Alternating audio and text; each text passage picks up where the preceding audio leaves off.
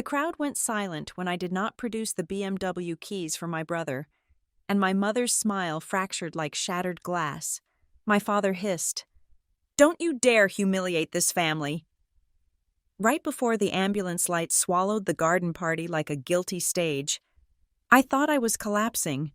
Instead, I was shifting roles, from the invisible support beam to the witness who would bring the whole pristine house down. My name is Tessa Whitmore. I am 20 years old, and for every one of those years, I have lived in the gilded cage of Westbridge, Connecticut. This is a town built on coastal charm and old money, where appearances are not just important, they are the only currency that matters. Our family, the Whitmores, were charter members of this social contract, and tonight, our meticulously landscaped backyard was the theater for its grandest, most fraudulent production, my brother's 18th birthday. The scene was suffocatingly perfect. My mother, Vivian, had orchestrated it with the precision of a military general planning an invasion. Hundreds of tiny, brilliant string lights were laced through the branches of our ancient oak trees, dripping down to create a false ceiling of light over the bluestone patio. The air was heavy, almost wet, with the competing scents of chlorine from the turquoise pool and the aggressive, creamy perfume of the white gardenias clustered in heavy ceramic pots. The guest list was a strategic roll call of Westbridge influence.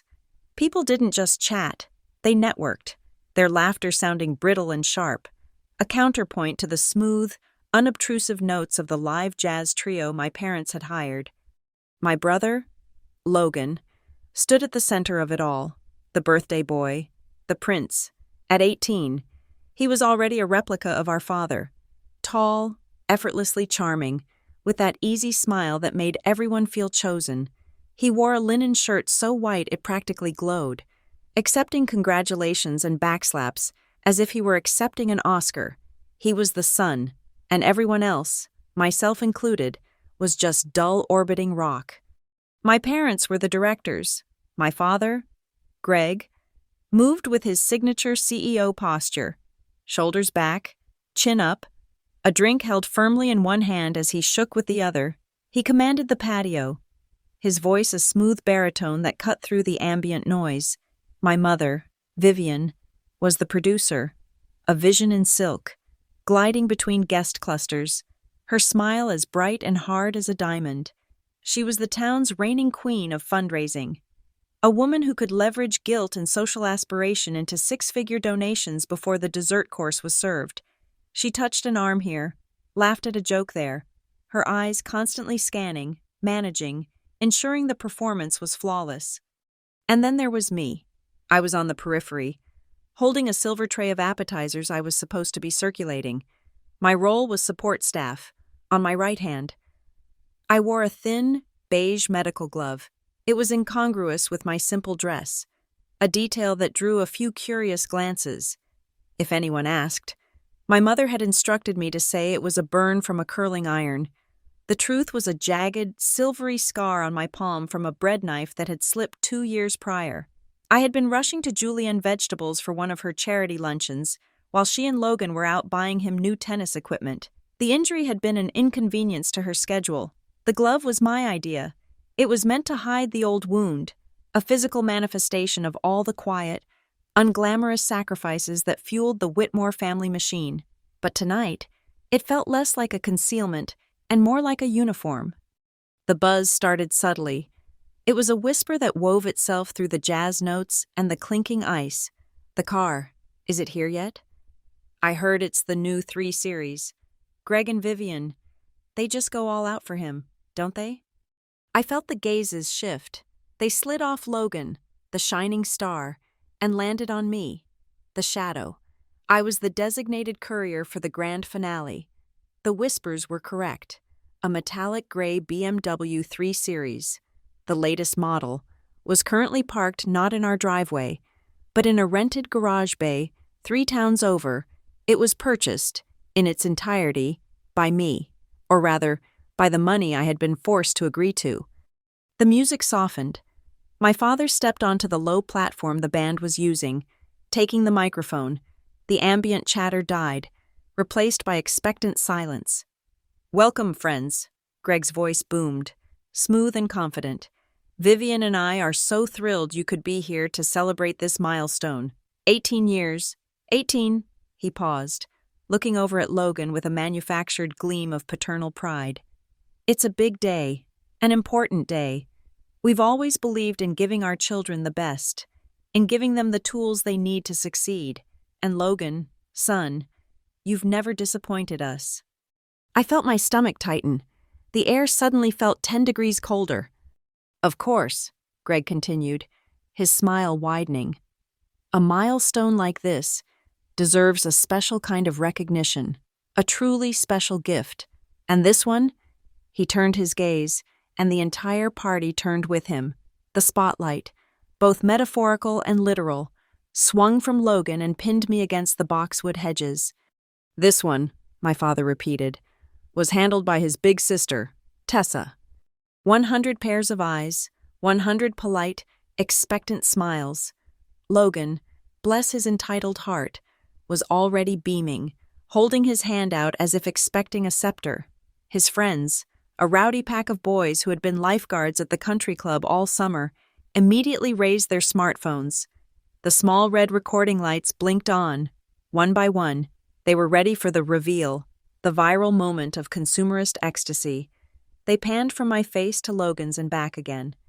"Tessa, darling," my mother called out, her voice honey-sweet but laced with steel. "The keys. It's time." I looked down at my left hand. It was holding a small, dark blue velvet box. It was the kind of box that should have held a diamond bracelet, or perhaps an antique locket. It was heavy, but only with expectation. I ran my thumb over the plush lid. I had made the call that morning. I had transferred the funds, not to the dealership, but to a new account at a credit union in a neighboring town, an account my parents did not know existed. I had finalized the lease on a small studio apartment above a bookstore. The box in my hand was completely, totally empty. The decision hadn't been an impulse. It was the culmination of 1,000 small cuts. It was every paycheck from the library I'd had to lend them for a utility bill. Every college application fee, I'd been told, was an unnecessary expense. Every time my achievements were minimized to make room for Logan's potential, this BMW was not a gift from the family. It was a liquidation of my future. It was the final, blatant theft, and they were trying to stage it as an act of generosity. The silence in the backyard stretched.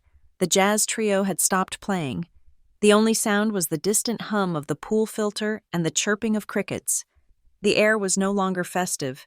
It was a vacuum. The smiles on the guests' faces began to look strained, painted on. The reflection in the pool surface was a perfect mirror of the tension, the bodies rigid, the faces tight. "Tessa," Logan said, his own smile faltering. The phones were still recording. "The keys. Tessa," my father said. His voice had dropped the performative warmth. It was flat, hard, an order. I looked at him. I looked at my mother, whose eyes were now narrowed slits of fury. I looked at Logan, whose confusion was rapidly souring into the petulant anger I knew so well. I felt the smooth, sterile latex of the glove on my right hand. I felt the empty velvet of the box in my left. I did not move. I did not speak. I simply stood there and let the silence answer for me. "What is this?" Vivian hissed, taking a step toward me, her smile a grotesque rictus. "Tessa, give him the keys. Now." The demand hung in the air, sharp and ugly. The guests shifted, their curiosity turning to discomfort. This was not the show they had come to see. This was real. I met my mother's gaze. I said nothing. I saw the flicker in her eyes, the instant calculation. She knew. She did not know how I had done it, but she knew the keys were not coming. The performance was ruined. Someone near the bar, one of my father's partners, set his glass down on the marble-topped counter. He set it down just a little too hard. The high, thin sound of a champagne flute striking the stone was sharp as a gunshot in the dead quiet. The glass didn't shatter. It just sat there, a tiny hairline crack running from the rim down into the bowl, a visible flaw, a spiderweb of fractures spreading in the silence. It was the sound of the evening, of the illusion, of the entire pristine architecture of the Whitmore family, beginning to crack. To understand the cracked champagne flute on the patio, you have to understand the foundation of the house.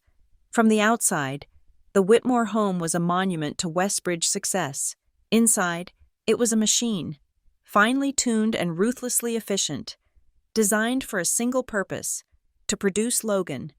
And I was not a daughter. I was a component. I was the bearing, the gear, the part that absorbed all the friction so the machine could run smoothly. My role was defined before I could even read.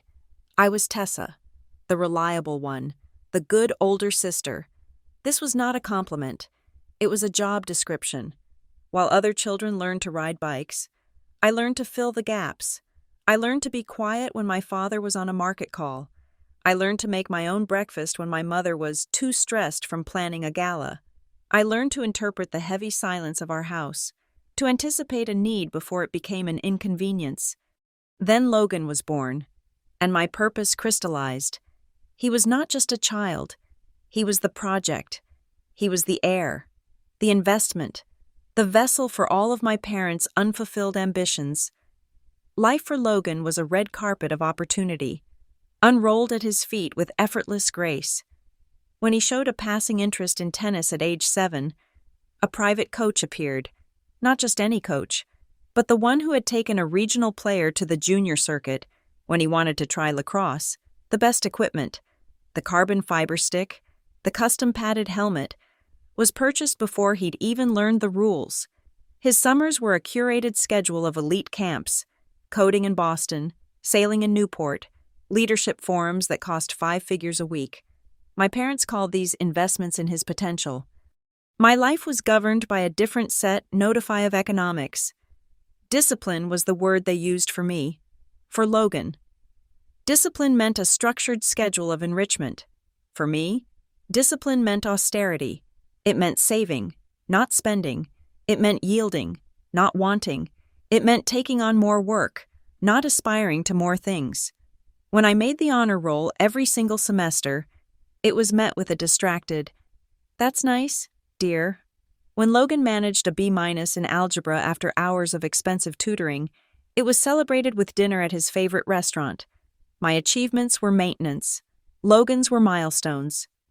The family motto, spoken and unspoken, was family first, but it did not take me long to decipher the subtext. Family first was code. It meant Logan first. His needs were the priority. His comfort was the objective.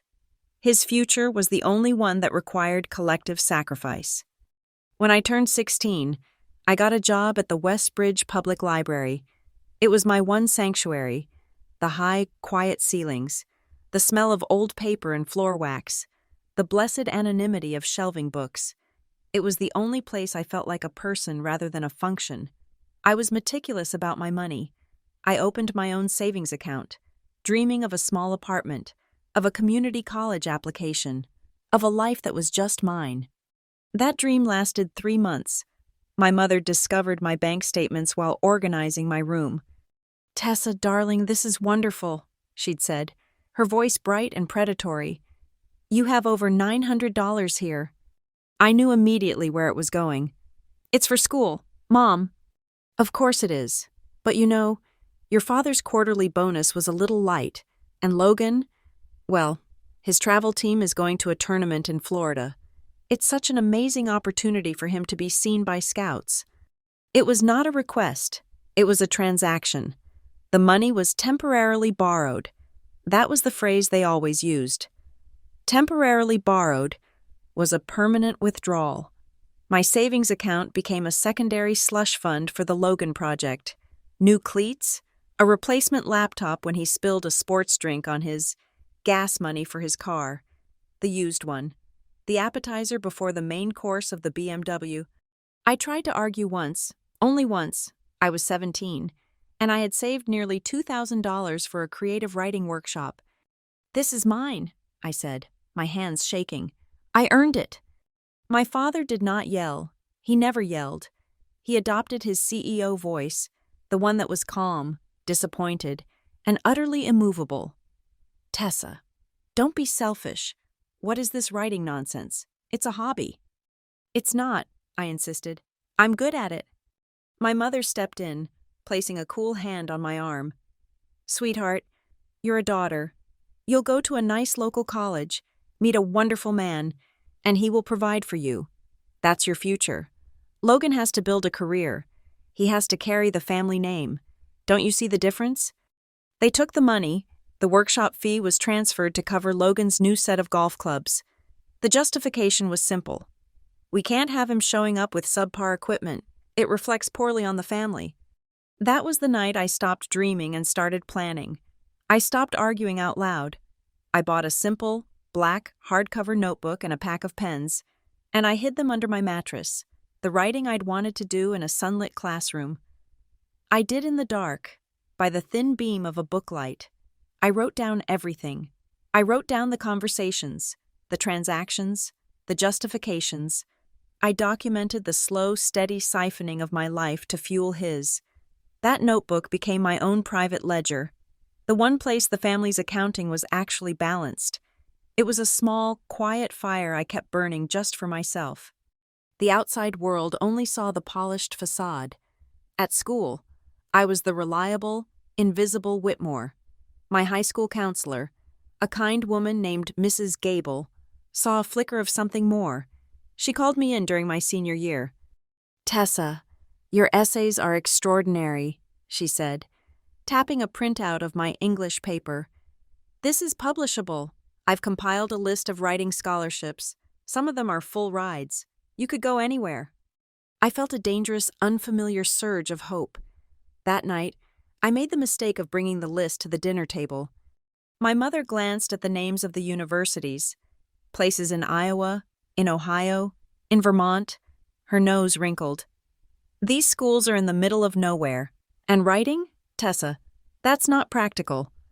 "It's a full scholarship. Mom, it wouldn't cost anything." "It's not about the money," my father said, not looking up from his steak. "It's about focus.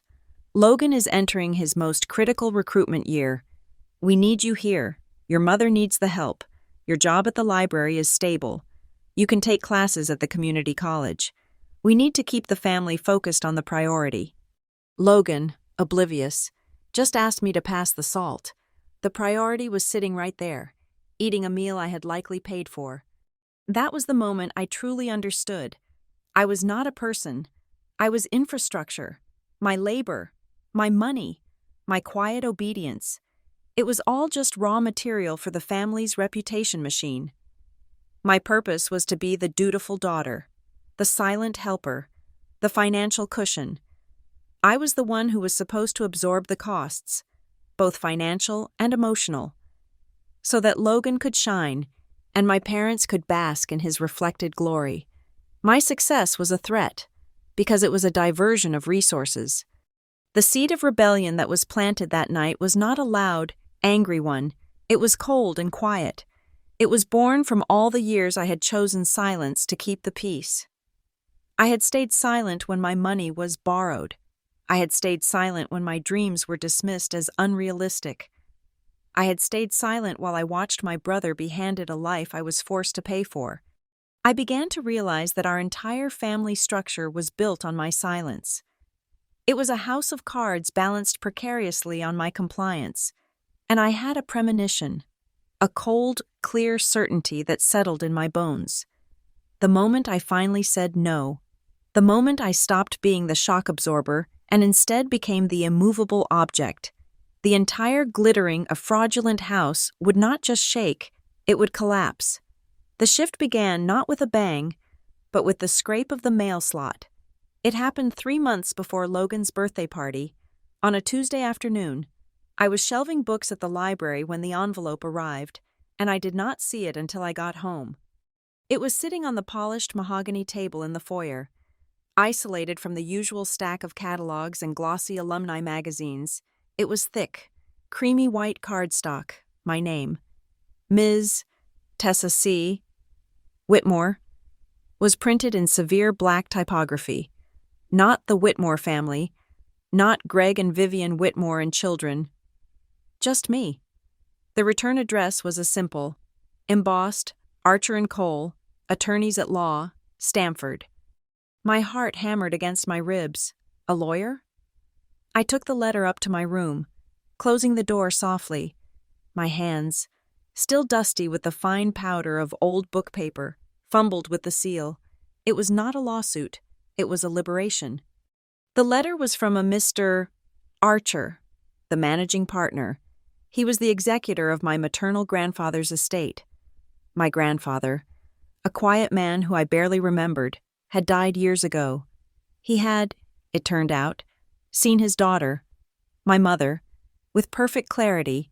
He had established a small trust fund, in my name only, to be released on my 25th birthday.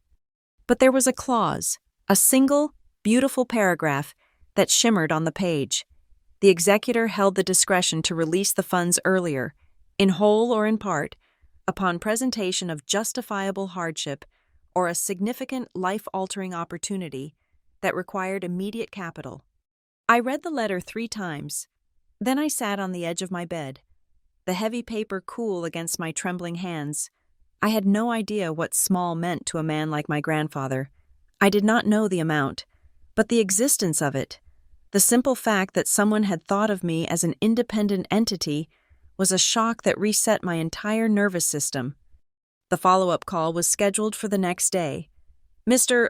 Archer's assistant had requested I call the office at 10 in the morning to discuss the details. This presented a problem. I was scheduled to be at the community college library, but my mother was home. Our house had a multi-line phone system, and my mother had a habit of accidentally picking up extensions during other people's conversations. I used the house phone in the kitchen, my back to the wall, watching the hallway. I prayed she was on her treadmill. Archer and Cole, how may I direct your call? Yes, this is Tessa Whitmore, calling for Mr. Archer. One moment. The line clicked, and then a second, fainter click. The tiny, almost imperceptible sound of an extension being lifted. My blood went cold. Good morning, Ms. Whitmore. This is Robert Archer. Thank you for calling. His voice was dry, like old parchment. Hello, Mr. Archer. I received your letter. Excellent. I'm calling to confirm the details of the Tessa C. Whitmore Supplemental Trust. As of this quarter, the total principal and interest amount to just over $85,000. I stopped breathing. $85,000. It was not, as the letter had suggested, enough to change the world. It was not millions. It was not buy a new house money, but it was get on a bus and never come back money.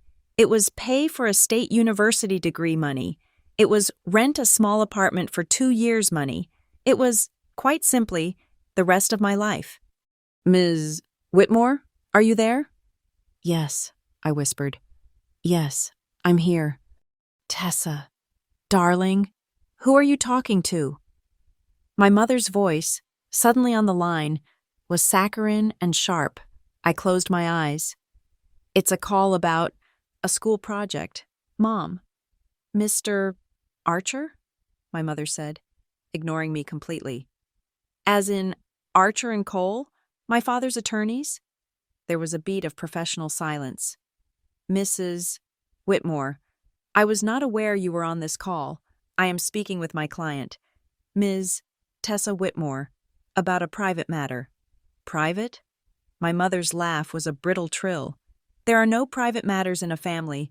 Tessa is only 20, whatever this is. I'm sure it's something we should handle for her. It sounds like it involves money. Is this about my father's will? Vivian, I said, my voice shaking. Please hang up. It's family money. Darling, she said, her voice hardening. The calculation was audible. Her eyes, I knew, would be bright and metallic, the way they got when she was scanning a donor list. Mr. Archer, as her mother, you can speak freely to me. Actually, Mrs. Whitmore, I cannot. Mr. Archer said, his voice turning to ice. The trust's articles are explicit. Ms. Tessa Whitmore is the sole beneficiary and, as she is over the age of 18, the sole authority. Your father was very specific. You and Mr. Whitmore are explicitly barred from acting as her fiduciaries. Now, if you would please disconnect, I must conclude this call with my client." The click of her hanging up was loud and violent. "Ms. Whitmore," Mr. Archer continued, as if nothing had happened, "I will be sending you a secure online portal link. Do not share the password. Given the interruption, I feel it is my duty to advise you to read the documents carefully. The trust is yours. You control it, no one else." The call ended. I stood in the kitchen, my hand still on the receiver, my entire body vibrating. I heard the sound of my mother's bedroom door opening upstairs, then my father's study door. A muffled, intense conversation began. The word 85 and father and outrageous drifted down the stairs. That night, they called a family meeting. This was a classic Greg Whitmore tactic, reserved for moments of crisis. We all sat in the formal living room, the one with the furniture no one ever touched. My father took the lead. He sat in his leather wingback chair, steepling his fingers. "Tessa, your mother told me about the surprise from your grandfather." I just nodded. "That's wonderful news," he said, the words sounding false in his mouth. $85,000. That's a lovely little windfall, a real family blessing. My mother, on the sofa, nodded. A blessing for the family. There it was, the collective we, the immediate absorption of my personhood into the family's financial statement. "Now," my father continued, leaning forward in his wise protector pose, "a sum like that, it's a big responsibility. You're only 20. You don't have experience with portfolios, with investments. It can be all gone in a year if you're not smart." "So," my mother chimed in, "your father and I have decided the best, safest thing to do is to transfer that money into our primary investment account. We'll manage it for you. We'll fold it in with our own. Let it grow. It will be much safer." "It's family money, Tessa," my father said, repeating the phrase like a mantra. "It's meant to benefit the whole family, and we know what's best." I looked at Logan, who was sitting on the floor, texting. He hadn't looked up once. This was just adult noise to him. "Okay," I said. My voice was small, agreeable. Let me just get the paperwork from Mr. Archer." My father smiled, satisfied. The crisis was averted. Control was reestablished. "Good girl. That's my reliable girl." I went to my room. I felt sick. They had just, without blinking, informed me they were going to take my money, my one and only chance. The vague fear that had lived in my stomach for years, the dull ache of being overlooked, crystallized into something hard and sharp. This was not neglect. This was theft. My notebook, hidden under my mattress, was no longer just a diary. It was a log. I bought a $20 prepaid phone from a drugstore in the next town over, paying in cash. I sat in my car, parked behind a strip mall, and called Mr. Archer back. "Mr. Archer, it's Tessa Whitmore. My parents are trying to force me to transfer the money to their account." I heard him sigh. It was not a sigh of surprise. "Ms. Whitmore, this is a very common pattern. It's called financial coercion. Your grandfather, I suspect, anticipated this. That is why the trust is structured as it is. You are under no legal obligation to give them a single cent, and I am under legal obligation not to speak with them about it." "They want me to sign something," I said. "Do not sign anything," he said, his voice firm. "Nothing. Not a transfer authorization, not a power of attorney, nothing. The funds are currently secure with our firm. They cannot be moved without your explicit, verified consent, which we will verify via a video call and a secure password. I suggest you set one up in the portal I sent you immediately. They said it's family money. It is not family money, Ms. Whitmore. It is your money. The law is 100% on your side. The question is, what do you want to do with it?" I hung up, my mind racing. The plan began to form. Not all at once, but in small, interlocking pieces. I started a new document on my laptop, password protected. I began forwarding every email from my parents about expenses to a new, secret email address. I screenshot text messages.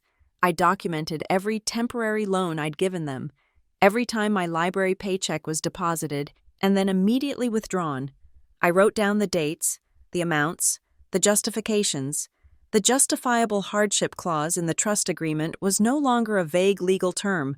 It was the title of my life story.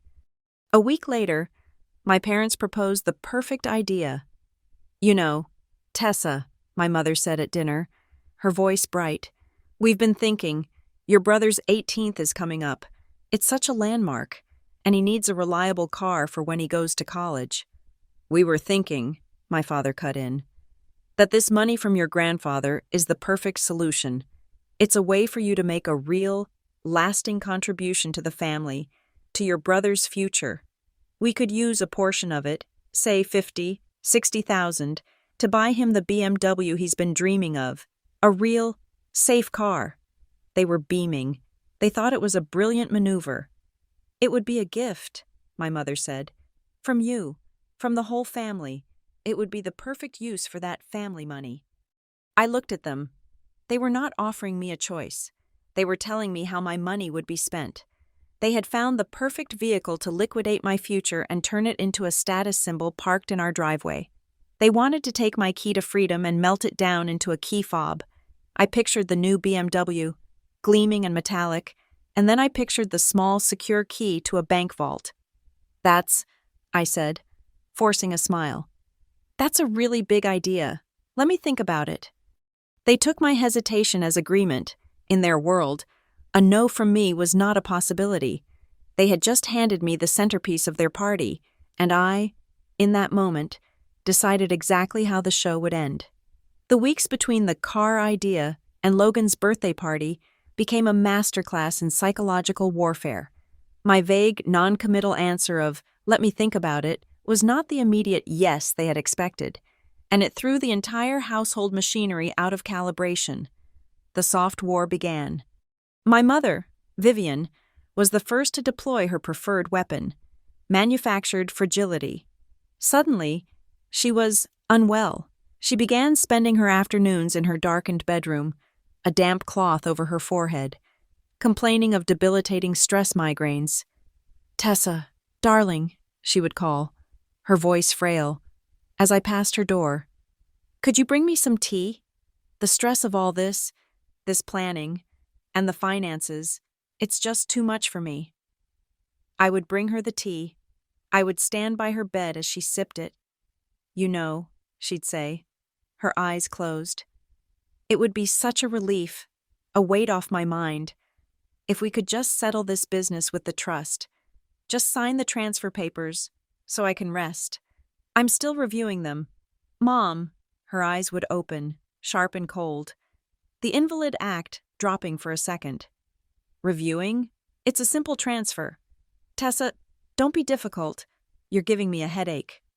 When guilt failed, my father, Greg, tagged in with his wise protector routine. He'd find me in the kitchen or corner me in his study, adopting the patient tone of a man explaining complex matters to a simple child. "Tessa," he'd begin, leaning back in his leather chair, "let's talk about financial reality. $85,000. It sounds like a lot to you, I know. But in the real world, without proper management, it's gone in a year, taxes, inflation, a bad investment. You don't have the experience to handle this." "Mr. Archer's firm manages the investments," I said quietly, focusing on a spot on his mahogany desk. "That's just a holding pattern." He'd wave his hand dismissively. "That's not growth. We have a diversified portfolio. We know the market. What you're doing, holding on to it like this, is financially irresponsible. You're losing money every day it sits there." He wanted me to feel stupid. He wanted me to feel small and incapable, to doubt myself so that I would naturally cede control to him, the all-knowing patriarch. And then there was Logan. He was the simplest tool in their arsenal because he was genuine. He genuinely believed he was entitled to this. "So, Did you order it yet? He'd ask me, walking into my room without knocking, his eyes bright with excitement. I'm thinking the metallic gray, with the black interior. It's going to be sick. Did you get the sport package? I haven't done anything yet. Logan? He'd frown. The way a child does when you take his favorite toy. Why not? My birthday's in 3 weeks. It's not like you're using that money. You just work at the library. The car is, like, a real thing. It's way more logical. It's not your money, Logan. It's family money, he'd parrot. The phrase clearly fed to him by our parents. Come on, Tess. Just sign the papers. It's for the family. The dinner table became a nightly tribunal. Every meal was a looping, circular argument designed to wear me down. You're being selfish, Tessa, my mother would say, pushing a piece of asparagus around her plate. We have given you everything. We are trying to protect you from a mistake, my father would add. And we're trying to do something wonderful for your brother. I don't see why you're fighting us on this. Think of the family's reputation, my mother would cut in. We've told people. We've told the Abernathys. What will it look like if Logan's own sister refuses to contribute? It's embarrassing. Don't be selfish. It's for the family. You don't have the experience. Don't be selfish. In the past, this coordinated assault would have broken me. I would have dissolved into tears, apologized for being a problem, and signed whatever they put in front of me just to make the tension stop. But something in me had hardened. The $85,000 was more than money. It was a spine. I stopped defending myself. I stopped trying to explain. I developed a new script. I'm still thinking about it. I'll have to check the documents. Let me see. My short, neutral answers were a firewall. They were not a yes, which my parents wanted, but they were not a no, which would have triggered an explosion. I was stalling. I was learning to use the same corporate, non-committal language my father used. I was holding, and it was driving them insane. My mother tried a new tactic, praise followed by demand. I was just sorting through your old awards. Tessa, she said one afternoon, her voice dripping with sudden, uncharacteristic warmth. All those spelling bees you won. You've always been so smart, my smart, reliable girl. I waited. The other shoe always dropped.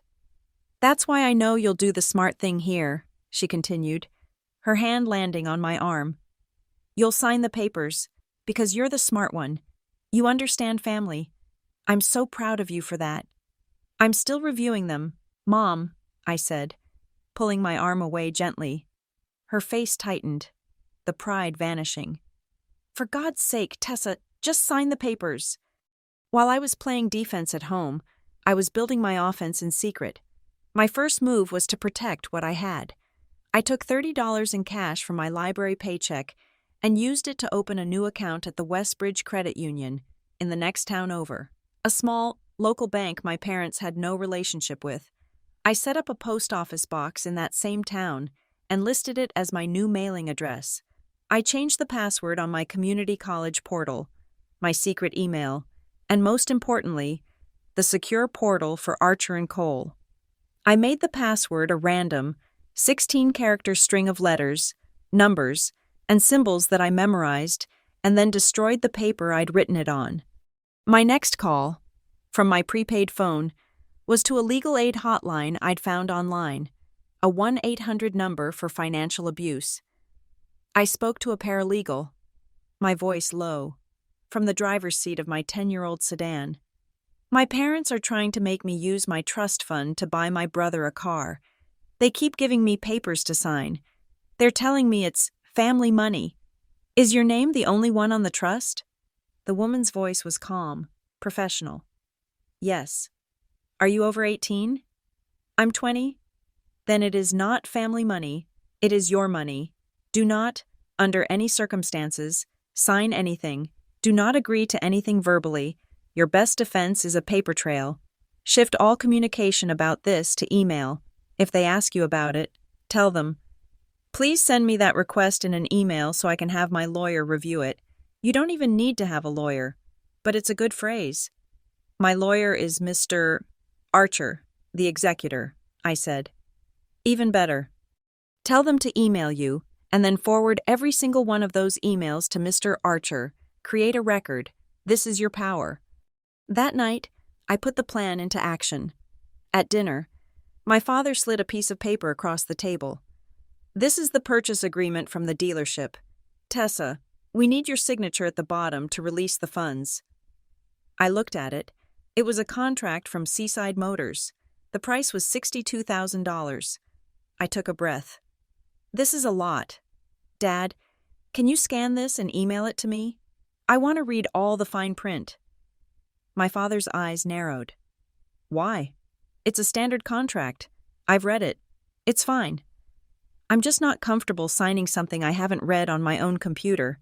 Please email it to me, and any other requests about the money. Can you please email them? I want to keep everything organized. He stared at me, sensing the shift in power.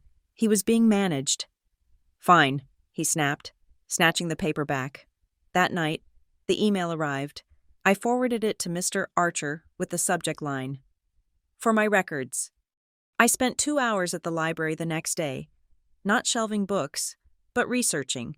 I looked up the MSRP of the BMW 3 Series. I looked up financial coercion. I printed out the price guides and the fake contract they wanted me to sign. I highlighted the inflated dealership fees. I highlighted the sections where they had already filled in my name as the purchaser. They had been so confident. I placed all these documents in a new file, which I hid in the back of my closet, inside my old notebook. They were not just pressuring me, they were actively trying to defraud me. The price lists, the contract, their own emails. They were all pointing to a premeditated plan. The tension in the house grew thick and toxic. We were 2 weeks from the party. They had ordered the catering. They had invited their friends. The stage was set, and their star gift was refusing to cooperate.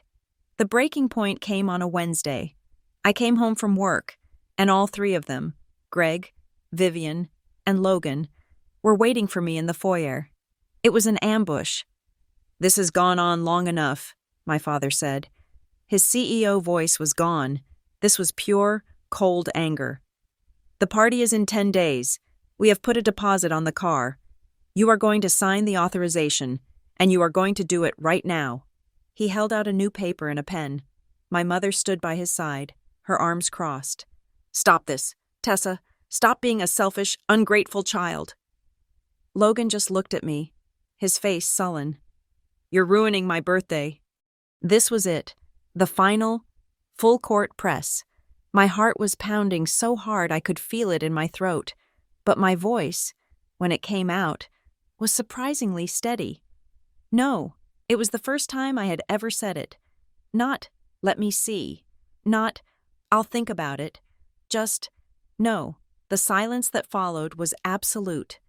It was as if I had detonated a bomb in the middle of our pristine, beige-tiled foyer. My mother's face went white. Logan's jaw literally dropped. My father's face did something I had never seen before.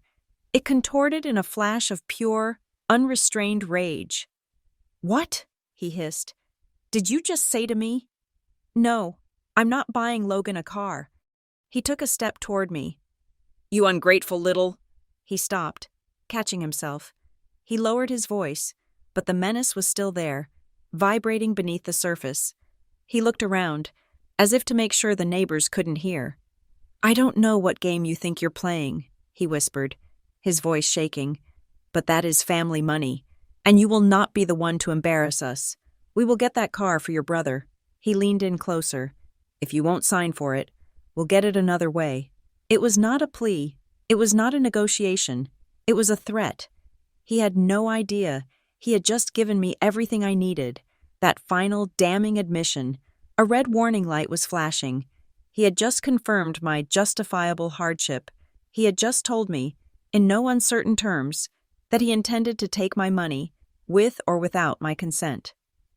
"Thank you for clarifying," I said. I turned, walked past their stunned, furious faces, went up to my room, and locked the door. My father's threat. "We'll get it another way," echoed in the silence of my locked bedroom. It was the pivot, the ambiguity of the how. Forgery, declaring me incompetent, simple theft, was irrelevant. The if had become a when. The house was no longer a place of psychological tension. It was hostile territory. My single word, no, had ended the Cold War and triggered his escalation, my escape plan.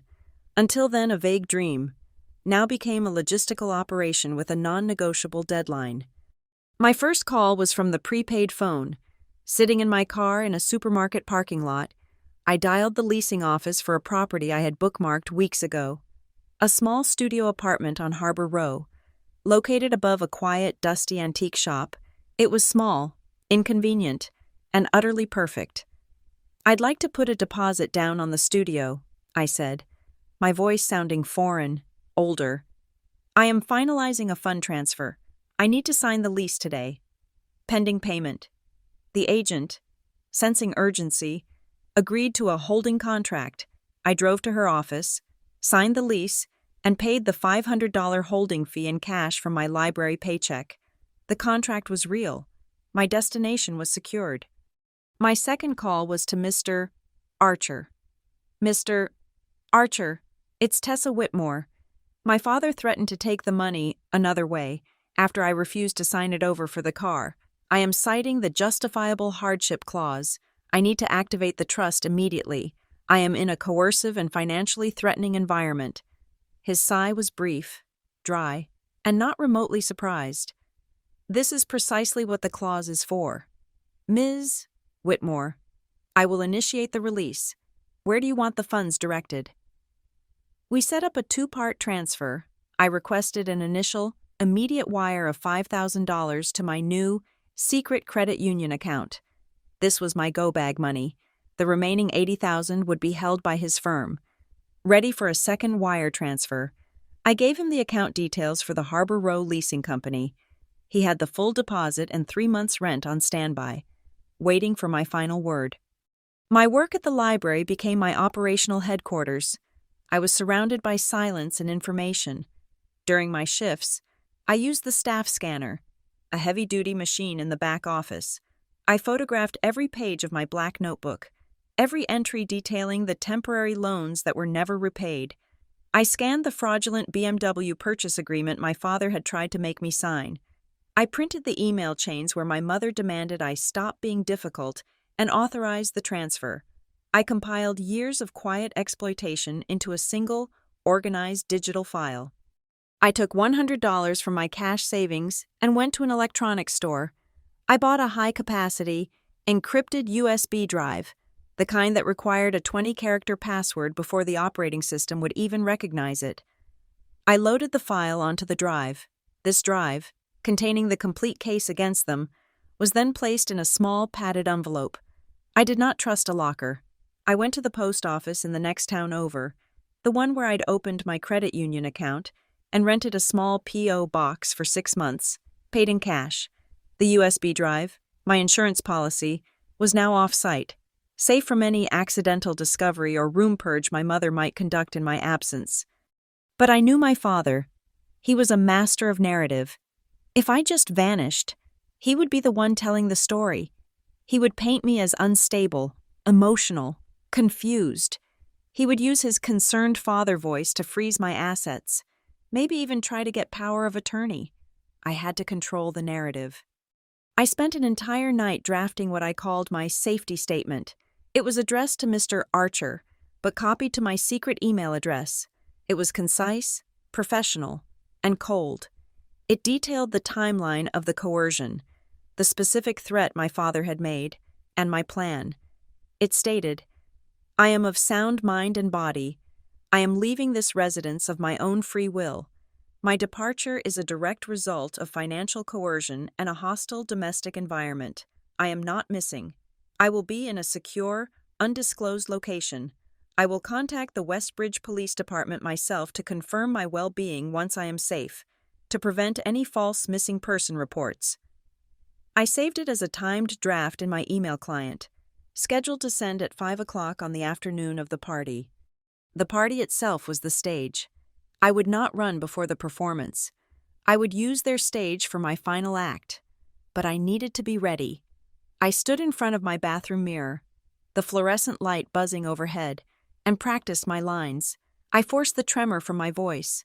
"The fund is mine," I said it again. "The fund is mine." Then, "I will not be authorizing the purchase. You do not have my consent. This discussion is over. I am choosing my future." I rehearsed them until they stopped sounding like a terrified girl's plea and started sounding like an adult's legal declaration. In the back of my closet, I packed an old college backpack. This was the 24-hour bag. Inside, I placed my passport, my birth certificate, and my Social Security card, documents I had quietly retrieved from my father's study. I added $2,000 in cash from the initial bank transfer, broken into 20s and 50s. I packed a single change of clothes, a toothbrush, my prepaid phone and its charger, my original black notebook, and finally, a brand new, heavy-duty deadbolt lock I'd bought at the hardware store, still in its clamshell packaging, ready for the flimsy door of the Harbor Row studio. I researched, on the library computers. I looked up emergency protection orders and civil standby, the legal term for having a police officer accompany you to retrieve personal belongings from a hostile residence. I printed the forms and put them in the backpack. I typed out a list of neutral parties on a small index card. Mrs. Gable, my old high school counselor, Ms. Rodriguez, my supervisor at the library, and Mrs. Petrov, our neighbor 3 doors down, who had once seen my mother scream at me about burning a casserole and had simply, knowingly, nodded at me. If I disappeared, these were the people who knew I was not unstable. The final pieces fell into place 2 days before the party. I bought another cheap, disposable SIM card. This was my one-way line. Once I was out, I would destroy my old SIM, the one tied to the family plan, and use this new, untraceable number to contact Mr. Archer and the police. I sent one last email from my secret account to Mr. Archer's office. I would like to schedule an in-person meeting to finalize the trust accounts. Is Monday, the 21st, at 9 in the morning, available? His assistant replied within 30 minutes. Confirmed. We will see you then. Finally, I opened the rideshare app on my phone. The party was scheduled from 2 until 5. My father would make his speech, the one about Logan's future, around 4. The gift-giving would follow immediately. That was my cue. I scheduled a pickup for 4:30 in the afternoon, not at my house. They would be watching the driveway.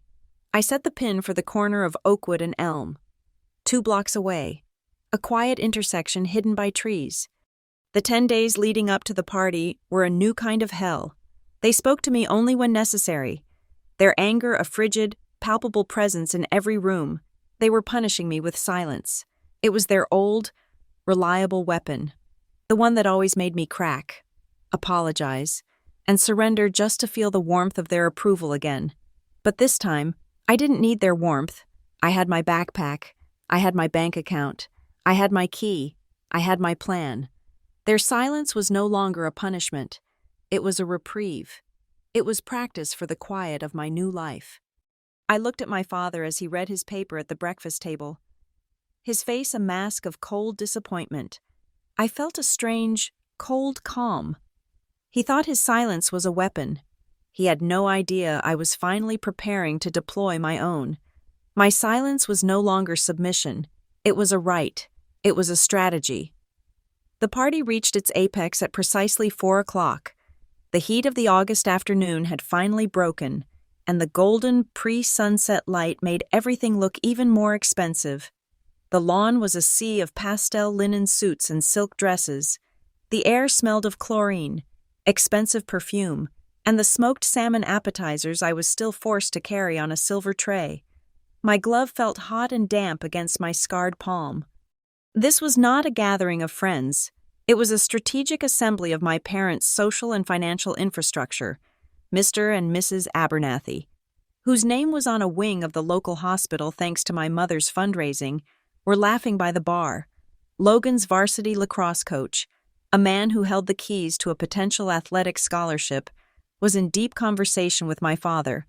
A half dozen of my father's partners from Crescent Ridge Partners were clustered near the pool, their wives comparing summer homes. This was the audience. This was the jury my parents had assembled to witness their success, personified in their son. The jazz trio faded out. A hush fell. My father, Greg, stepped onto the low platform, taking the microphone. His public face was on, warm, magnanimous, entirely fraudulent. "Friends, partners, neighbors," he began, his voice amplified, smooth as velvet. "Thank you. Thank you for being here. Vivian and I, we are just overwhelmed with gratitude." He looked at Logan, who was preening by the oversized cake. "As parents, our only job is to nurture the talent God gives our children, to provide the tools they need to succeed. It's an investment in the future." I felt a cold prickle on my neck. I heard his other voice, the one from the foyer, the voice of a thug. "We'll get it another way." "We've always known Logan was special," my father continued. "He has the drive, the vision, the Whitmore spirit." The partners from his firm clapped politely. The coach nodded, approving. "And today, as he stands on the cusp of manhood, of an incredible future."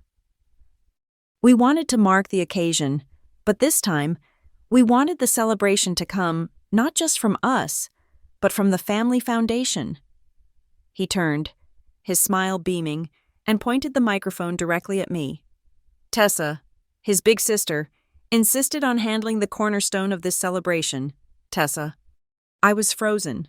The sea of faces turned as one. 100 pairs of eyes, 100 expectations. Across the lawn, I saw my mother. She was standing by the band leader. She gave a sharp, subtle flick of her wrist. A snare drum started. A low, insistent, expectant drum roll.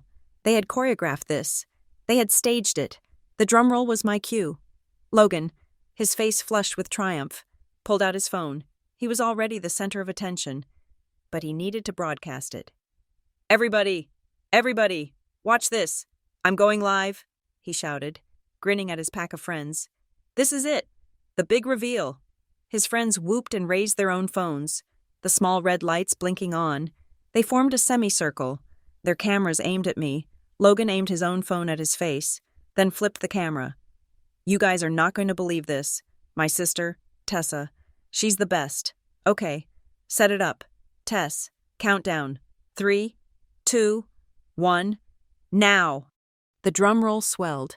The phones were all on me. I was standing there, the heavy silver tray in one hand, and in my other, the small, empty dark blue velvet box. I looked down at it. In that split second, I was not in the backyard. I was 17 again, staring at the brochure for the writing workshop. The $2,000 I had saved for it already gone. I was 16, watching my mother borrow the $900 from my first bank account. I was standing in the kitchen, the sting of the bread knife sharp in my palm. My mother telling me to wrap it in a towel and hurry up. All those moments, all those tiny silent surrenders, all the money and blood I had quietly sacrificed to keep this machine running, they had all been poured into this empty box. "Well?" Logan prompted, his laugh suddenly nervous. The drum roll faltered, the drummer confused. The silence I had been rehearsing for descended, but this time it was heavy, suffocating. "The keys, Tess," Logan said, his voice dropping.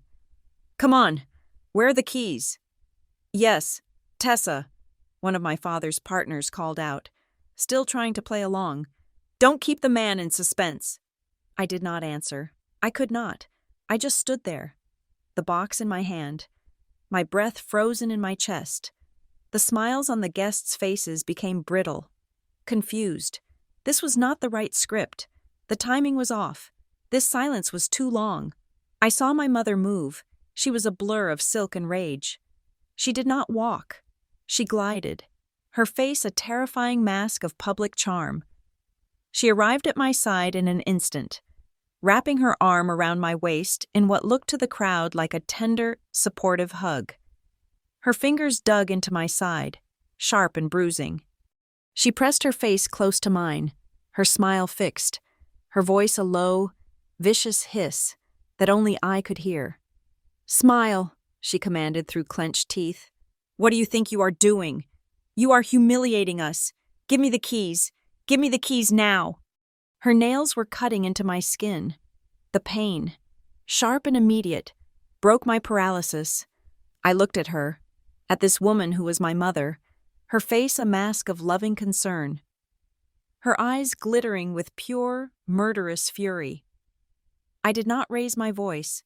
I did not move, other than to deliberately unclasp my fingers. The empty velvet box dropped from my hand.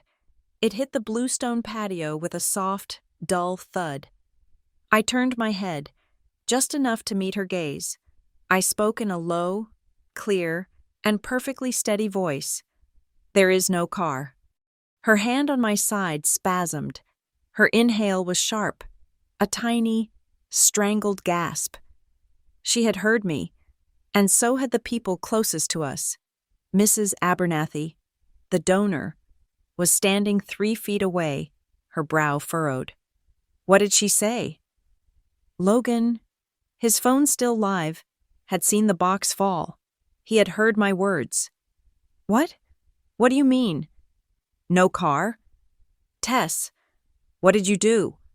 His voice was high, cracking with a sudden panicked adolescent fury. The prince had just been publicly denied his throne. The whispers started. They did not ripple. They exploded. "She said there is no car.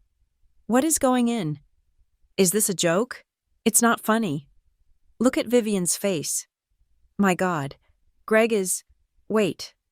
My father, on the platform, saw it all. He saw the empty box on the ground. He saw his wife's face, stripped of its poise.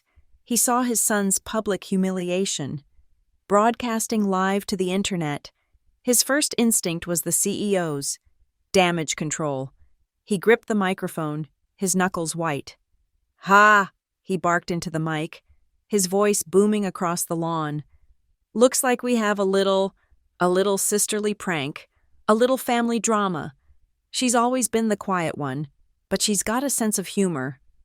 He laughed.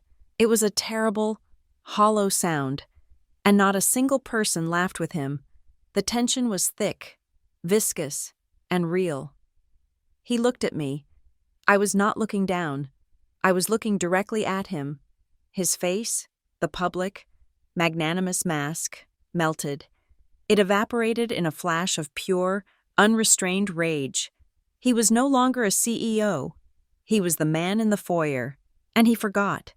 He forgot about the microphone in his hand, still live. He forgot about the 150 guests. He forgot about the partners, the coach, the donors. He was talking to me. His voice dropped from a public boom to a low, furious snarl, but the microphone carried every single syllable, amplifying it, projecting it across the silent, horrified yard. "Tessa," he hissed, and the word echoed off the pool house. "You will not do this to me." He paused, his voice shaking with a rage that was terrifying in its intensity. "You ungrateful." He caught the word, but the venom was already out. The guests flinched. He plunged on, hissing into the live microphone. "I told you we would get that car. You think you can embarrass me? You think you can defy this family after everything we have done for you?" The collective gasp was audible. The coach's face went blank. Mr. Abernathy, the donor, took an involuntary step back. They had all heard it. The threat, the fury, the ugly, unscripted reality beneath the performance. In the stunned, dead silence, one of Logan's friends, the one who had been holding his phone up the highest, his mouth open, just let his hand fall. The smartphone slipped from his grip. It hit the bluestone patio. The sound was sharp, definitive, and sickening. A crack, loud as a gunshot. The phone lay on the ground, its screen a dark, shattered, spider-webbed mess, reflecting the stunned, broken, horrified faces of the guests. It was the sound of the facade, the family, the entire performance, breaking apart. The sound of the smashed phone was the only thing that moved. The silence that followed was a thick, pressurized element. heavier than the humid August air. My father was a statue on the platform, his face a mask of disbelief, his own amplified words still hanging over the lawn like toxic smoke. My mother's hand was a claw on my arm, her nails biting into my skin. Every eye was on me. The shattered phone on the ground was a tragedy, but I was the spectacle. The phones that were not shattered were now, slowly, being raised again, not to capture a celebration, to document a collapse. I could see the small, red recording lights, like a field of tiny, accusing eyes. My mother tried to recover the narrative. Her voice was a desperate, smiling hiss. "Tessa, this joke is over. It was very rude. Apologize to your father. Apologize to Logan." I did not look at her. I did not look at Logan, who was vibrating with a rage so pure it was almost silent. I looked at my father, the man who had just threatened me over a live microphone. Then I turned my gaze, cool and steady, to the audience, to his partners, to her donors, to their friends. This was the moment. The silence was my stage. I did not shout. I did not cry. I used the voice I had practiced in the mirror, the voice of a person stating facts. "The fund is mine." The words, spoken at a normal volume, were as shocking as a scream. A collective murmur rippled through the guests. My father's face, which had been pale with shock, began to flood with a dark, mottled purple. I continued, my gaze fixed, unblinking.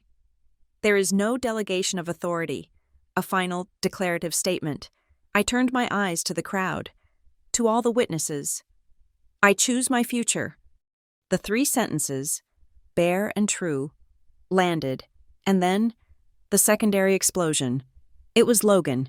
He had been processing, his mind catching up to the reality that the metallic gray BMW was not just delayed, it was gone. "What are you talking about?" he shrieked, his voice cracking. "What fund? You were supposed to sign the papers yesterday. Dad said you signed them yesterday." A new, sharper silence, a collective, audible intake of breath.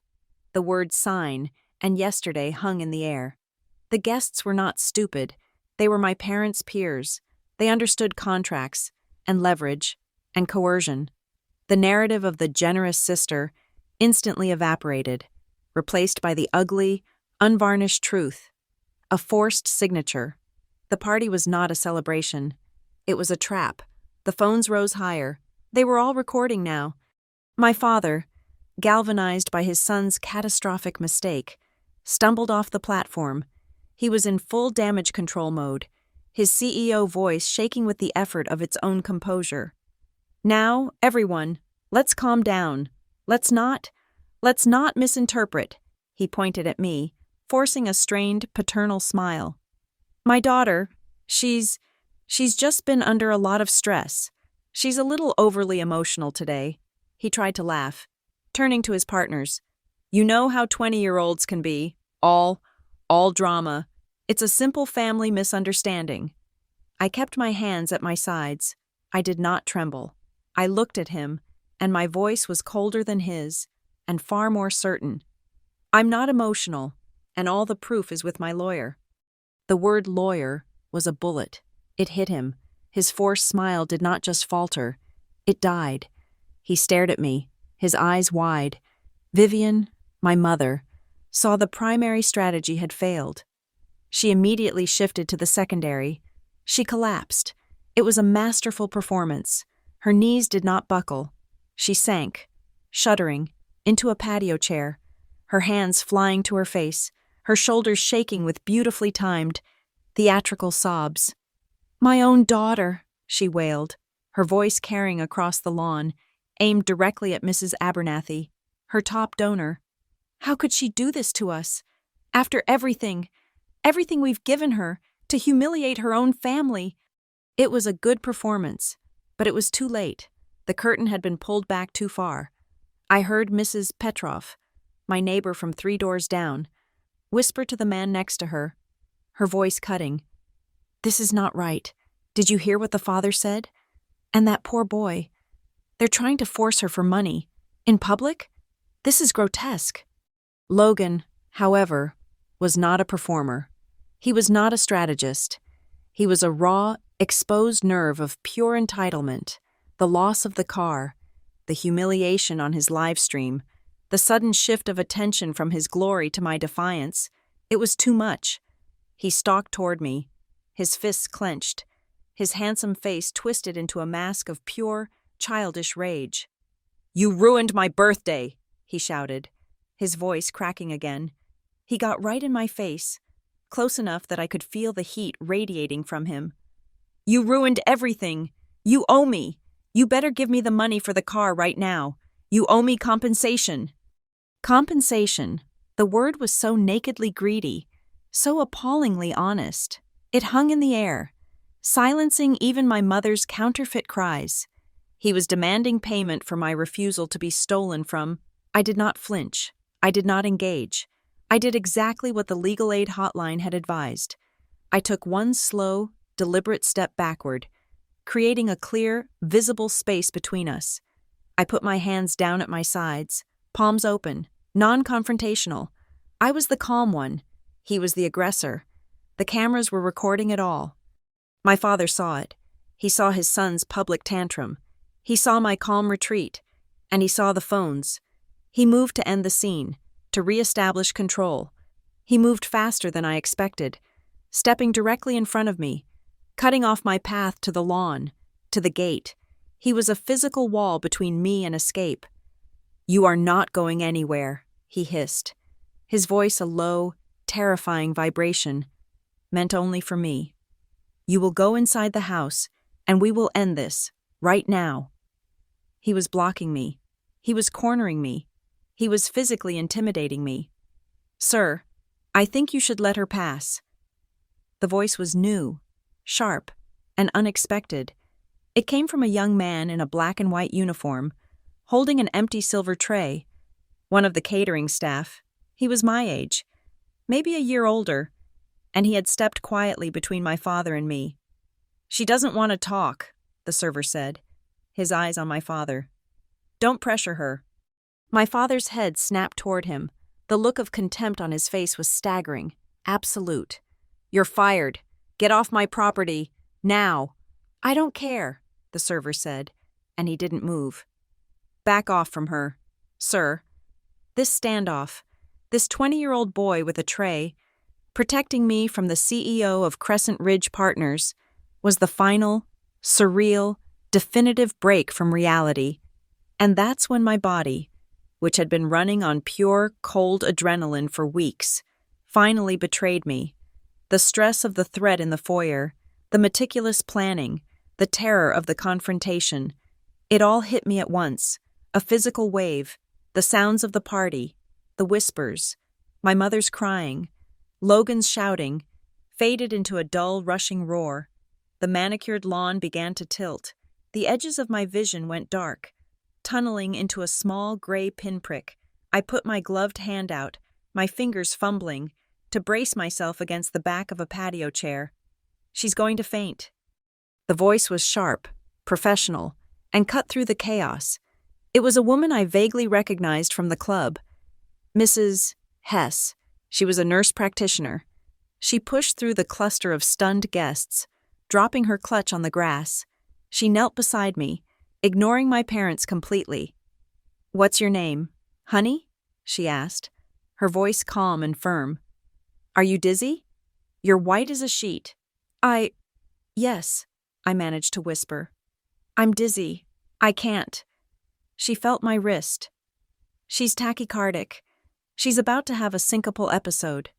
She looked up, not at me, but at my father, who was still frozen in his aggressive stance. "You need to back away from her, all of you. This environment is hostile." She pulled her own phone from her purse. My mother saw it and gasped. "What are you doing?" "I'm calling 911. "No!" my mother shrieked, the sobs vanishing, replaced by pure panic. "No, don't. She's fine. She's just being dramatic." But Mrs.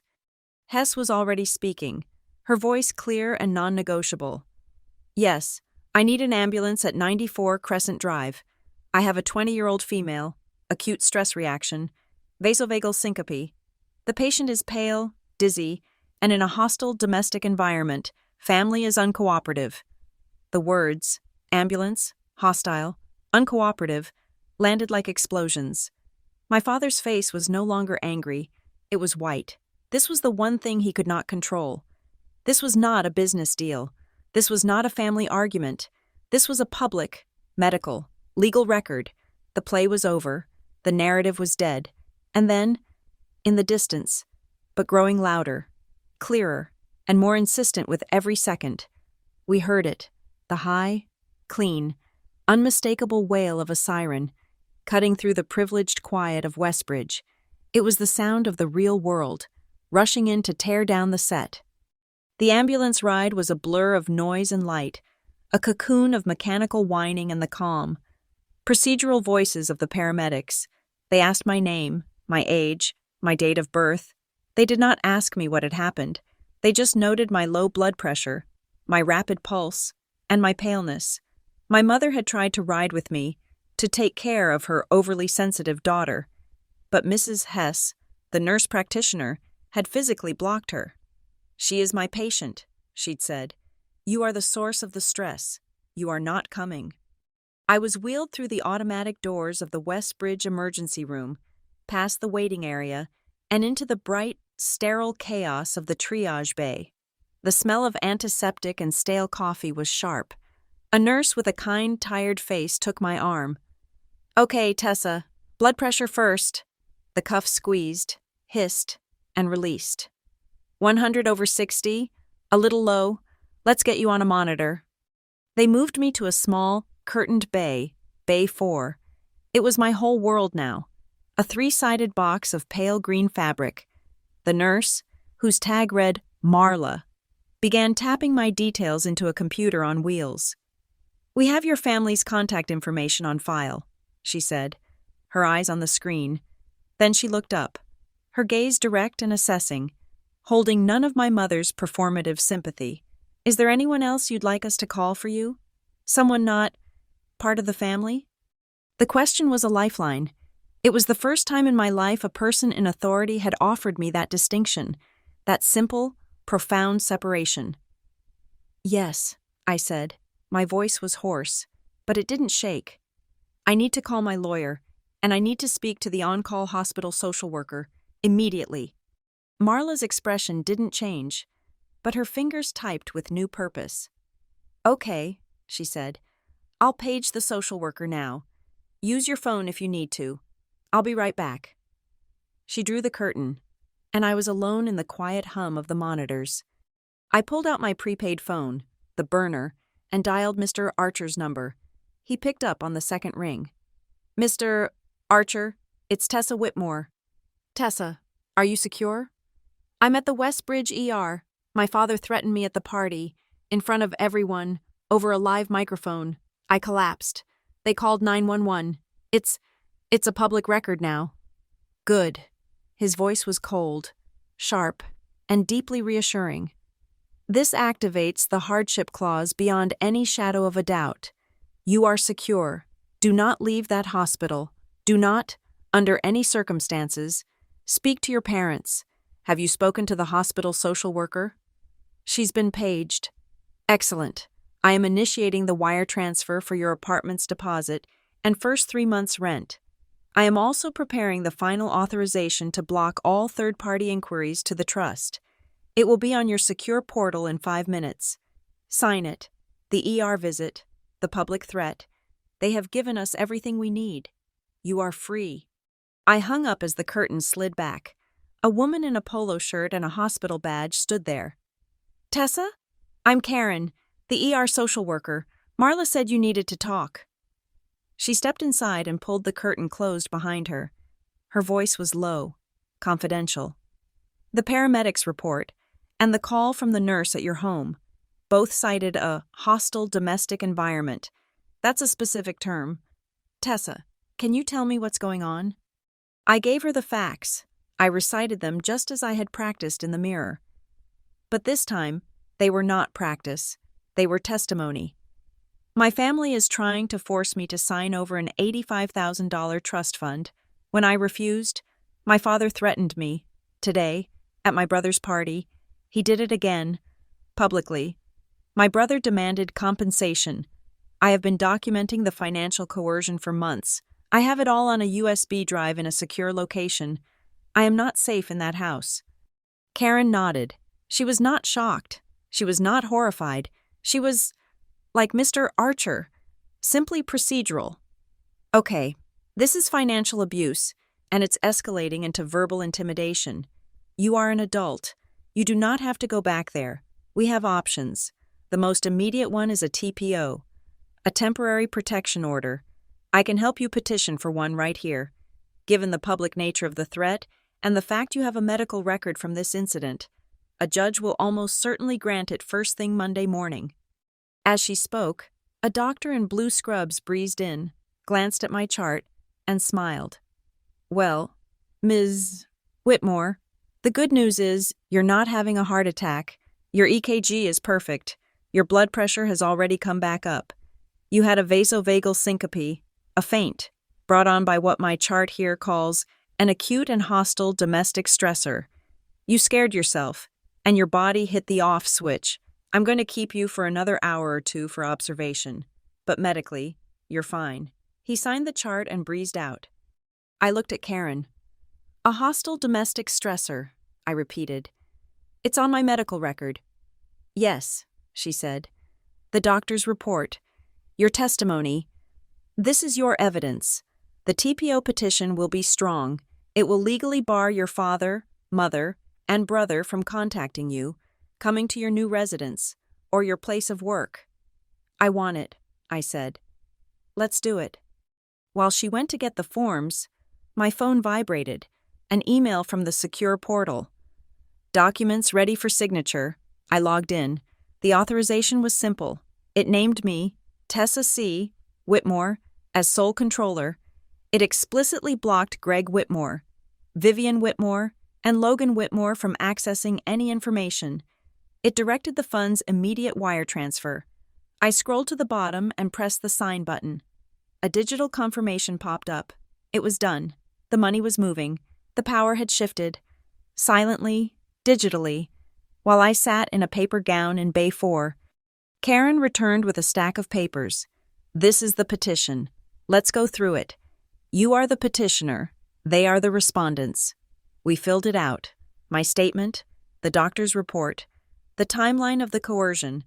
It was the legal version of my black notebook. When we finished, she took the packet and put it in a large envelope. I will file this with the district court personally at 8 a.m. on Monday. You will need to be there at 9. I'll be there, I said. She then handed me 2 other things. The first was a single sheet of paper. This is a voucher. It's for 2 nights at the Westbridge Marriott, a few towns over. The hospital pays for it. You cannot go back to that house tonight. Tessa, not even for a minute. The second was a small, folded pamphlet. This is a list of secure housing resources, legal aid, and domestic advocacy groups. You've already done the hard part. These are just for backup. My phone pinged. A new text message, not from my family. It was from a number I didn't recognize, an official-looking number. Appointment confirmed. Monca, Aug 21, 9 o'clock a.m., Westbridge District Court, 123 Main St. Courtroom 4B. Petition for order of protection. Mr. Archer's office. They had already filed it. I looked down at my phone. I saw the missed calls. 12 from my mother, 5 from my father, 1 from Logan, a string of frantic texts. Tessa, this is insane. Call me. You are embarrassing this family. The ambulance? Dad is going to kill you. Tessa, please. I'm sorry. Just come home. We can talk. The familiar cycle. Rage, threats, fake apologies, the emotional manipulation, the hook to pull me back into the machine. I sent one last text, not to them, to myself, a new message to my own number. From here on, everything is on the record. I held my thumb over my mother's contact. I thought about the guilt, the years of trying to be the reliable one. I pressed block. I did the same for my father, and for Logan. I cut the cord. The doctor returned, signed my discharge papers, and handed them to Marla. She's good to go. Blood pressure is stable. Just take it easy. Tessa, get some rest. Away from, well, you know. Karen walked me out, past the triage desk, toward the sliding glass doors of the ER. I was still in my party dress, but I had my backpack, which a paramedic had retrieved for me, inside, my go bag, my new life. The doors hissed open, letting in the cool, quiet night air. "Are you going to be okay?" Karen asked. I stepped out onto the sidewalk. The voucher for the Marriott was clutched in my hand. "Yes," I said. "I am." The glass doors hissed shut behind me, the sound heavy and final, the sounds of the party, the social media whispers, the frantic, furious calls from my family. They were all trapped inside the old world, on the other side of that glass. I stood in the quiet darkness of the hospital parking lot, alone and completely, finally, in control. The 2 nights I spent at the Marriott were a sterile, air-conditioned limbo. I slept more than I had in years, a deep, heavy, exhausted sleep. I ordered room service and paid with my new debit card. I watched bad movies. I did not check social media. I waited. On Monday morning, at 8:45, I walked into the Westbridge District Court. It was a modern, soulless building of glass and pale wood, a stark contrast to the historic, colonial charm of the rest of the town. I wore the only other clothes I had, black pants and a blue sweater from my backpack. Mr. Archer was waiting for me outside courtroom 4B. He was exactly as his voice had sounded, dry, precise, and dressed in a perfectly tailored gray suit. He was all business. "Ms. Whitmore, good morning.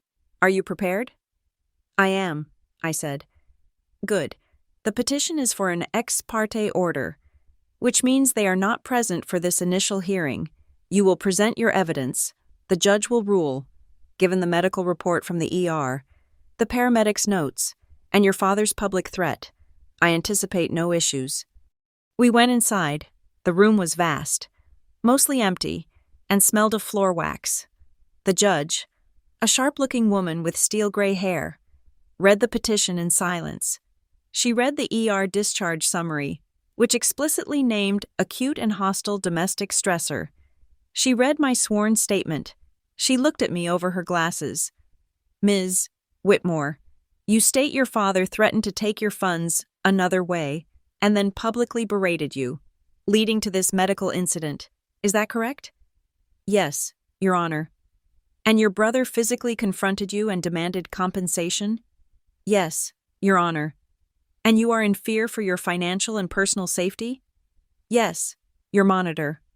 She stamped the paper with a resounding, final thud. "Temporary protection order granted. A full hearing is set for 30 days from now.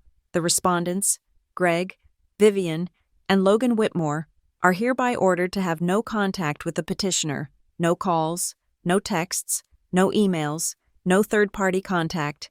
They must stay at least 100 yards from her person, her residence, and her place of employment. The Westbridge Public Library. The Westbridge Police will serve the order this morning." That was it. 10 minutes. A stamp. The full, awesome, and impersonal power of the law had just drawn a 100-yard circle around me that my family could not cross. I did not go back to the house. I could not. I went to the library. My one safe place, Ms. Rodriguez, my supervisor, saw me walk in and immediately pulled me into the back office. "Tessa, oh, honey, we heard. Are you okay?" "I am," I said, "but I have to give you this." I handed her a copy of the protection order. "They're not allowed to come here." Her face, normally so warm, hardened. "Good. Let them try.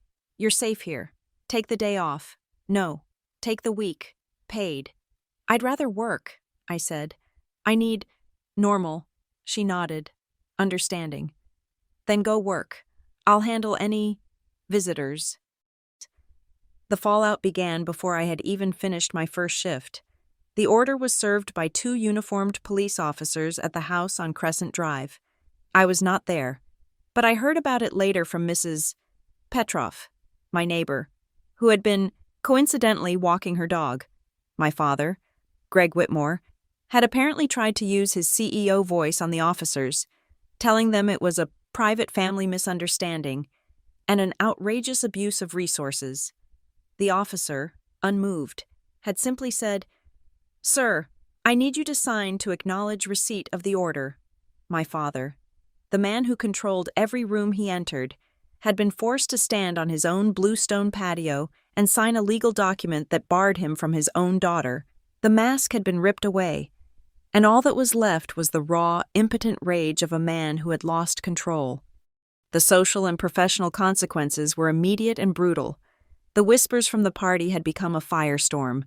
The videos, the ones from Logan's live stream, the ones from the other phones, were circulating. Someone, an anonymous concerned citizen, had sent a link to the entire ethics board of Crescent Ridge Partners, my father's firm.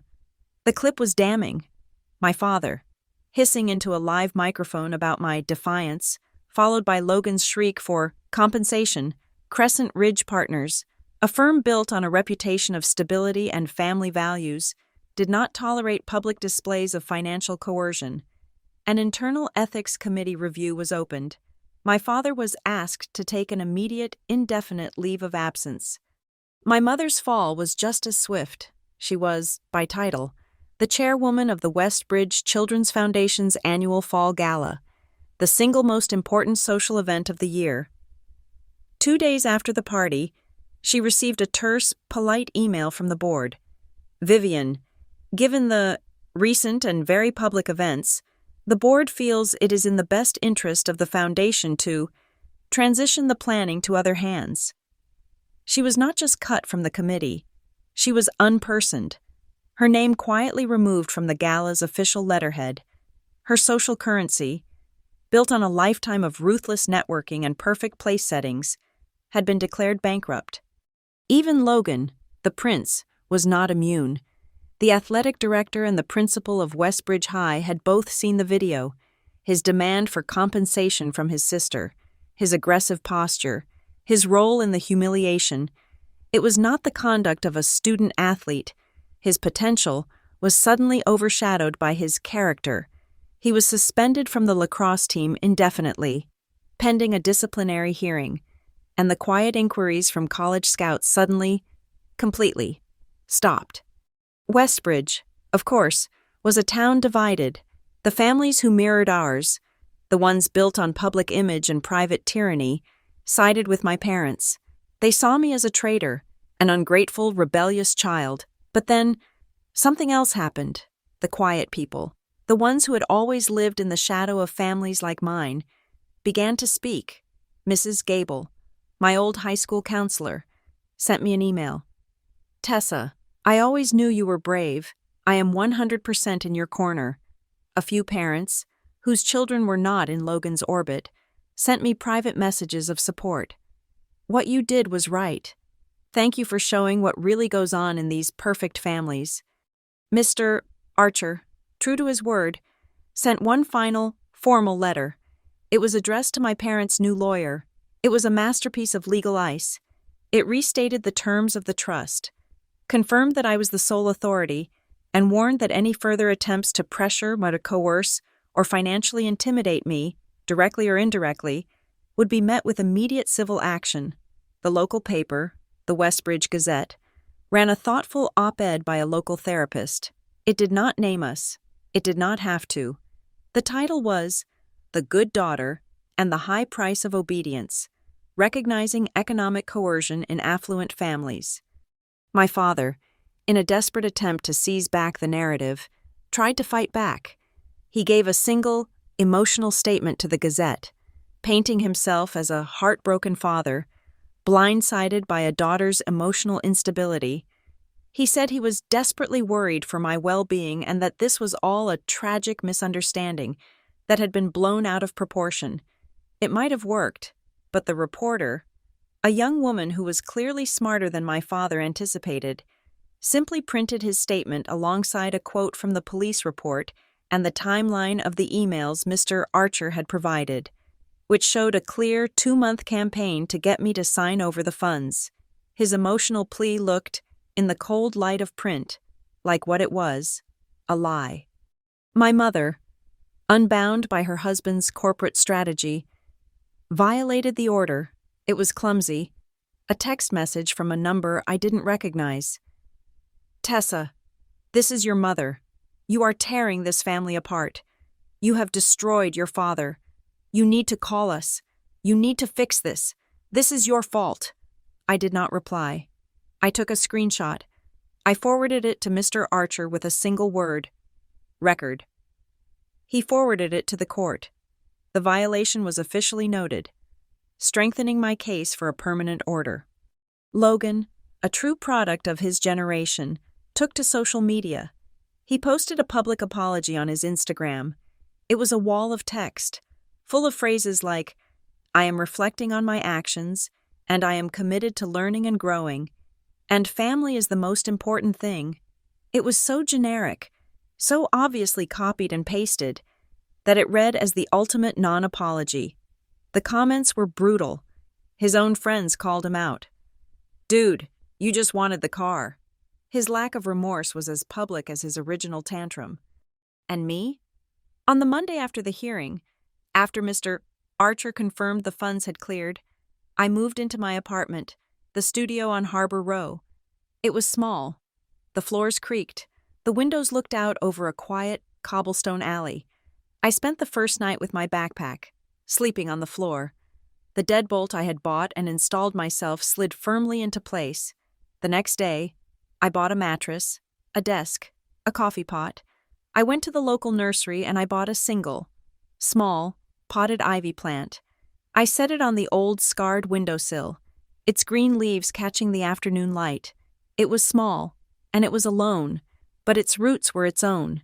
It was the only thing in the room that was alive, and I watched as it began, slowly, quietly, and with no one's permission but its own, to grow. The silence of the 30-day protection order was a vacuum, and in that vacuum, Mr. Archer began his hunt. He was not satisfied with the public humiliation. He wanted the legal execution. He was, as it turned not, less a sleepy estate lawyer and more of a forensic shark. He did not go after my father's reputation. He went after the car. He subpoenaed the records from Seaside Motors, the dealership, facing potential legal exposure for its role in the party's chaos, cooperated with blinding speed. What Mr. Archer found was not just coercion, it was clumsy, arrogant, and provable fraud. The application for the loan on the metallic gray BMW 3 Series had not been a plan. It had been filed and approved 2 weeks before the party. The primary applicant was not Greg or Vivian. It was me, my name. Tessa C. Whitmore was on the primary line. My father and mother were listed as co-signers, and at the bottom, where my signature was required, was a pathetic, unconvincing digital scribble that looked nothing like my own. It was a forgery. Mr. Archer requested the digital metadata, the timestamp on the application, the internal security camera footage from the finance manager's office on that date. The dealership, desperate to prove its innocence, provided everything. The timestamp on the fraudulent loan application was August 3rd at 2:15 in the afternoon. The security footage was the real prize. It was grainy, silent, and absolutely damning. It showed my father, Greg, and my mother, Vivian, sitting in the finance office, laughing with the manager. It showed the manager turn the digital signature pad toward them. It showed my mother, not me, but my mother, take the stylus, lean forward with a conspiratorial smile, and scrawl my name. Mr. Archer called me at the library. Tessa, a critical question. Where were you on August 3rd, at 2:15 p.m.? I walked to the back office and pulled my file. The file I had been building. I found my time-stamped pay stub from the library. I was here, I said, my voice quiet. I was on the clock. My shift ended at 2:30. I clocked out right then. I have the pay stub to prove it. Mr. Archer's voice was grim. Thank you. That's the final piece. They didn't just plan to coerce you. Tessa, they initiated a fraudulent loan in your name before they even had your consent. They were going to trap you. The first official proceeding was not in court. It was at my father's firm. The ethics board of Crescent Ridge Partners had seen the viral clips. They had heard the amplified threat. They convened an emergency disciplinary hearing and, through Mr. Archer, invited me to provide a formal statement. I did not go. I did not need to. I sent Mr. Archer in my place. He walked into their polished boardroom not just as my lawyer, but as an executioner. He presented the evidence packet. He played the clip from the party. He provided the email chains where my father dismissed my concerns and my mother demanded I stop being difficult. And then, he delivered the first twist. He had found a separate transaction. 3 weeks before the party, my father, in his infinite arrogance, had used my old local savings account, the one he and my mother still had access to make a $100 holding deposit payment to Seaside Motors via a banking app. The memo line, which he had clearly typed himself, read, BMW hold, Logan. He had, with his own fingers, created an undeniable digital link between his fraudulent plan and my personal finances. He had used my own money to put a down payment on the car he was planning to force me to buy with my other, larger pool of money. The board was silent, and Mr. Archer was not finished. He delivered the second twist. He had subpoenaed my mother's cell phone records from the day of the forgery. While sitting in that finance office, just minutes before faking my signature, my mother had sent a text message to the car salesman. The salesman, terrified of losing his license, had provided it in a sworn affidavit. The text from Vivian Whitmore read, "We're signing the initial papers now. Don't worry about the full down payment. The kid will sign over the main funds tonight at the party. She'll do what she's told. She'll do what she's told." In a single, arrogant text, my mother had confirmed premeditated intent. She had admitted the plan was always to force me. She had confessed to the entire conspiracy. The dealership, seeing the legal avalanche, immediately voided the contract, canceled the fraudulent loan, and filed its own report with the State Attorney General's Office for Consumer Fraud. They were cutting their losses and painting themselves as victims of my parents' deception.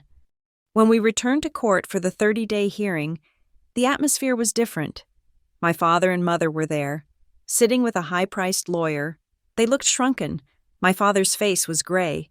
The CEO confidence was a ghost. My mother just stared at her hands. Their lawyer tried to argue for a dissolution of the temporary order. He called it a family misunderstanding that had spiraled out of control. He painted me as a confused, vindictive young woman and my parents as overzealous, loving, but ultimately concerned guardians. The judge, the same woman with the steel gray hair, did not look impressed. "A misunderstanding, counsel?" she asked, her voice dangerously quiet. Mr. Archer stood. He presented the forged loan application, the security footage of my mother signing my name, my library time card, which gave me an ironclad alibi, the text message, "She'll do what she's told." The judge's face hardened. She looked at my parents, her expression one of pure, legal contempt. "This," she said, her voice ringing in the silent courtroom, "is not a misunderstanding. This is a clear, premeditated conspiracy to commit bank fraud and financial coercion against your own daughter." She struck her gavel. "The temporary protection order is hereby made permanent for a term of 2 years. She was not done. "Furthermore," she continued, "I am adding a financial injunction. Greg and Vivian Whitmore are permanently, and with immediate effect, enjoined from opening any line of credit in Ms. Whitmore's name, from acting as her fiduciary, or from conducting any financial transaction on her behalf, for the rest of their natural lives." My mother made a small, strangled sound. My father just closed his eyes. It was a complete, legal, and financial annihilation. The consequences were final. The board of Crescent Ridge Partners had their answer. My father's indefinite leave became a termination. He was fired, with cause, for violating the firm's moral turpitude and ethics clauses. To avoid criminal prosecution, he was forced by the SEC to enter a multi-year ethics and compliance program just to keep his professional license. His career, the one built on a reputation of ruthless control, was over. Logan, now 18 and legally an adult, faced his own reckoning. The Westbridge High Disciplinary Board found him guilty of aggressive conduct and bullying. His apology was seen as insincere. The university that had offered him a full athletic scholarship, the entire purpose of my family's investment, officially rescinded its offer, citing a failure to meet the character and conduct requirements. He was ordered to complete 100 hours of community service, cleaning graffiti at the local park. I was in Mr. Archer's office. The last paper was signed. The trust was completely mine. I made my first 2 authorized transfers. The first was for my full year's tuition at the State University, where I had enrolled in the Honors English program. The second was a $5,000 grant, drawn from the trust's accumulated interest. It was an anonymous donation to the Westbridge Public Library. The memo line was specific: to establish a financial literacy and legal aid workshop for young adults. That evening, I did not go to my apartment. I walked down to the harbor, to the long stone pier overlooking the bay. The sun was a brilliant, bloody orange, melting into the dark water. The air was cold, sharp, and clean. I sat on a bench at the very end, my feet dangling over the edge. I reached into my backpack and pulled out the small, dark blue velvet box, the empty prop from a play that had finally, mercifully, closed. I opened it. It was no longer empty. Inside, I had placed 2 things. The first was the white, plastic keycard to my studio on Harbor Row.